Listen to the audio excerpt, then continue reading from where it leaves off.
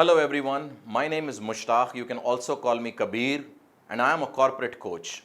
I train into companies, I train into colleges on various modules like personality development, customer service, attitude, confidence building, leadership, and many other modules. Now, today I am here with you for a special purpose. You must be thinking, what is that I'm going to speak to you today? And today I'm going to talk to you about certain things which are absolutely close to my heart. And when I talk about these things, let me just define the topic to you. The topic is all about the current generation students' attitude. Now, this is one of the most important topics because somehow, somewhere down the line, most of us believe that today's education is somewhere down the line not really appropriate, going in the right direction. I'm sure you agree with me. Am I right? Yes. A lot of people who are sitting there, parents who are watching there, or probably somebody who are elders or guardians, they will surely agree with me that somehow we are not in sync with the current education trends and policies. But what are we going to talk about today is not the policies or not the trends, but we are going to talk about what exactly a students need to have in order to make it big in their life. And let me just give you an example of what is exactly missing. Listen to me very carefully because this example might make or break your career or the way you think about the world. So let me just start like this.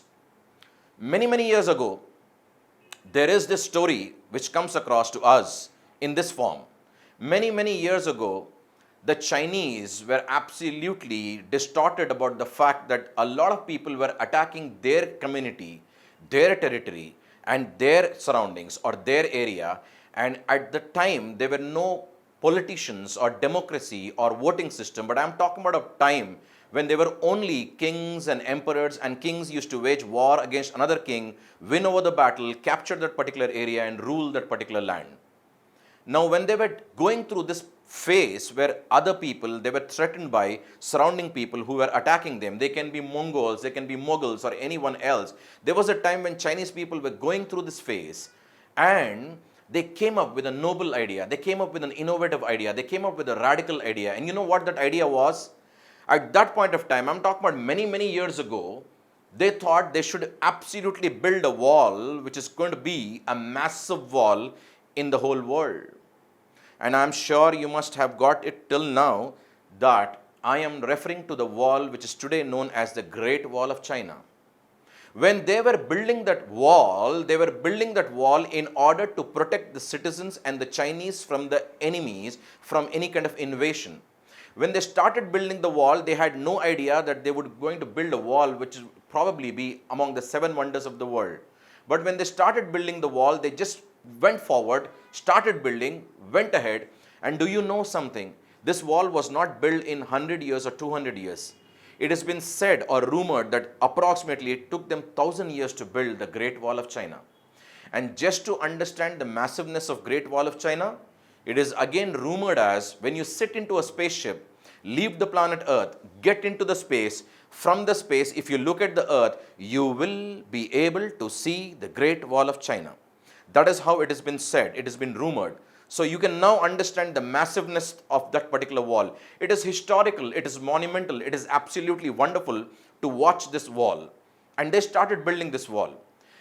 When they started building this wall and the wall was on the verge of completion, they had only one thought in their mind, and that thought was that once this wall is built across our territory, we will be safe from the enemies, because anyone who would come to summit that wall, the first reaction would be, oh my God, what a massive wall is this? We might not be able to actually climb or summit this wall. And that is what has happened. When they built the wall, they were absolutely proud about the fact that nobody would enter the Chinese territory. But history says, you'll be surprised to know, after completion of the Great Wall of China, Chinese immediately were attacked 3 times after that. And for some brief period, they were absolutely ruled or captured by the enemies 3 times after building the Great Wall of China. Isn't it surprising? Now, my question to you, before I could give you the answer is, could you guess, could you answer, how did the enemies enter the Chinese territory in spite of having the massive Great Wall of China?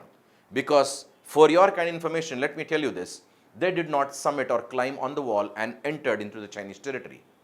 Take a wild guess. Think about it. How might the enemies have entered the Chinese territory? Did you get the answer? For those of you all who got the answer, absolutely stunning. For those of you all who are still wondering, trying to take a wild guess, let me give you the answer. 3 times when they were immediately attacked after the completion of the Great Wall of China, you'll be surprised. They bribed the guards who were the security people standing and guarding at the borders of the Chinese territory. 3 times they came and they bribed the soldiers and the security people. Do you know what did they say to the security people? You'll be surprised to know in those times, gold, silver, ornaments were only accessible to kings and the people who are absolutely in his kingdom. Those who were enjoying the lavish lifestyle. I'm talking about all those people who were at the state with the king or the relatives of the king or people who are close to the king had access to this. When the enemies came to attack, they bribed the soldiers by offering them some little gold, some little silver. And in those days, gold and silver was not accessible like the way it is today. Today, if you want to buy gold, you might go to Malabar Gold, you might go to Lalita Jewelers, you might go to Joy Alucas or Joss Alucas and just buy a gold just like that if you have money. But in those days, those guards who were standing, those security people who were guarding the territory were lewd, were absolutely taken aback by this fact that they can have access to that little gold and silver. They can go somewhere else with their families and settle down. And each and every time the enemies entered the Chinese territory, it is a shocking thing that they entered by bribing the soldiers. I am sure you must be wondering, when I spoke about attitude of today's students, why am I telling you this story? Because stories do matter, stories do relate with people. Till now, there are some people who are sitting and wondering, I understood whatever the story is. I understood the concept, how the other people were attacked. But I did not understand what is the relationship with the student's attitude with the story. Listen to me carefully. I am sharing something profound. Because apart from Chinese food, which is available on so many bandis here in Hyderabad, we do not know much about the Chinese. But today I'm going to reveal you something else. And the fact is, listen to me very carefully. And this is very profound. Please understand, in the process of building the Great Wall of China, the Chinese have forgotten to build the character of the soldiers. I repeat, in the process of building the Great Wall of China, the Chinese have forgotten to build the character of the soldiers. When they were building the Great Wall of China, their only intention was, we will build such a big wall that nobody would enter our territory climbing that wall, summiting that wall. But they forgot that the character of the soldiers was the most eminent and important thing. The same mistake is being done by most of the colleges in and around the city today. The mistake is, in the process of only making the students placement ready, job ready, we are forgetting to build the attitude and the potential of the students, which is absolutely necessary in order to become successful in your careers or your personal life. And this is missing in most of the students.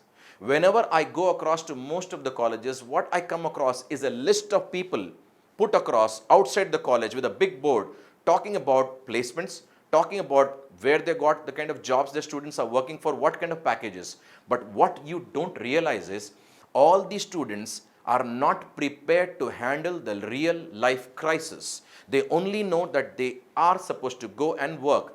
The moment they are going to encounter some challenge, the moment they are going to encounter some problem, the moment they are going to encounter certain kind of difficulties, they are the first ones to give up. And this is not the way it has to function. So, please understand, the first and the most essential thing a students need to understand is to build their potential and resilience in the time of difficulties. And most of the colleges don't talk about this. So guys, folks, friends who are watching this, do remember this Chinese story. Let us not repeat what the Chinese have done at one point of time. They just built the wall, forgot to build the character of the soldiers. Let us build the potential of the students, the attitude of the students, and then get them a placement, because that is absolutely the right way of approaching. Thank you so much, and I'll see you soon. God bless you all.